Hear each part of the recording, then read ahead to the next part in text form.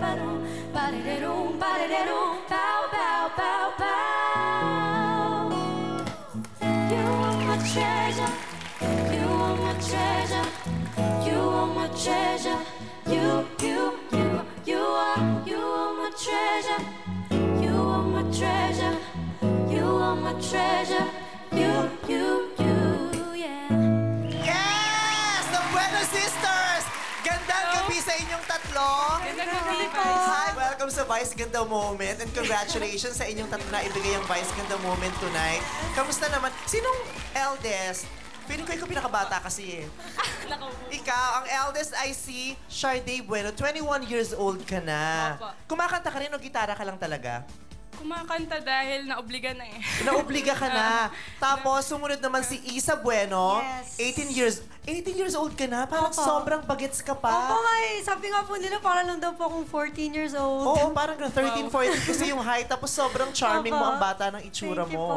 At syempre, ang lead vocalist ng tatlong ito ay si Yep. Tabitha, 15 years old.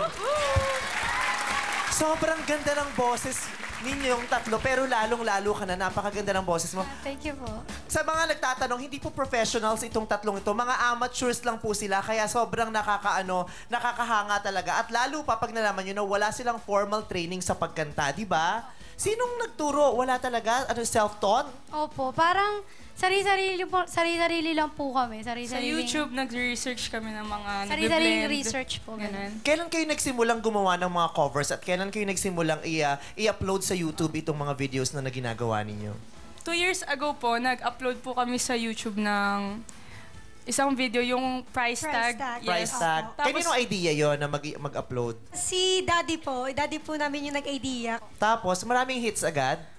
yung una po namin ginawa, hindi po masyado nag-hit. Tapos nung nag-repost po kami sa Facebook, doon na po hit po. Oh. Nag-like po ng marami, ganun po. Ikaw talaga gusto mong maging singer, Tabitha? Opo talaga. Sinong idol mo talaga? Si Sarah Geronimo.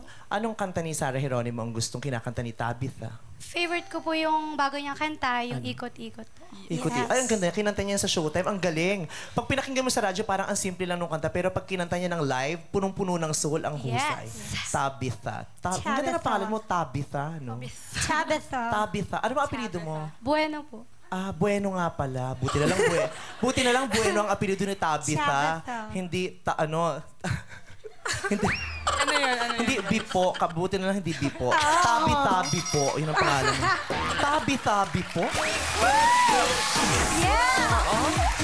Buti na lang Bueno. Tabi-tabi po. Tapos idol mo si Sarah Geronimo. Palitan mo yung ikot-ikot. Yun ang title ng kanta, di ba? Ikot-ikot. Gawin mo lang tabi-tabi po, di ba? Paano ba yung ikot-ikot lang ni Sarah? Ikot-ikot lang. Ikot-ikot lang. Yeah. Ikot-ikot lang, ikot-ikot-ikot. O, palitan mo na lang tabi-tabi po. Tabi-tabi-tabi po. Tabi-tabi po. Tabi-tabi. Tabi. Sarah, yun ang kakabog sa ikot-ikot ni Sarah. Tabi-tabi po by Tabi-tabi po. Yes!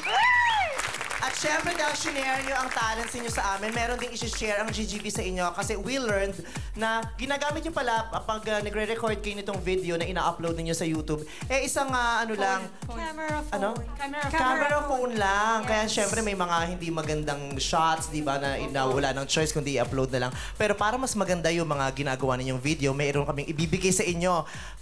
Papawian namin kayo ng isang DSLR camera with tripod. Thank you! Thank you. Wow. Thank you very much. Di ba? Nakakaganda to. Pag meron na gusto kayong ko yan. professional camera, mas maganda na yung video. Siyempre, mas maraming matutuwa pag pinanood kayo. Mas marami ng hits ang mga videos ninyo. Congratulations sa Thank inyong you po. tatlo. Thank you. God bless you. Kaya eto na siya. Maraming salamat sa Camera House para dito sa ibinigay nating regalo sa Bueno Sisters. Maraming salamat po. God bless you, Camera House.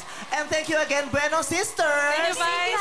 More power. Sana pagkatapos nito ay marami pang pagkakataon na makita ko ulit kayo sa telebisyon at sana in the near future makapag-record na kayo ng sarili ninyong album.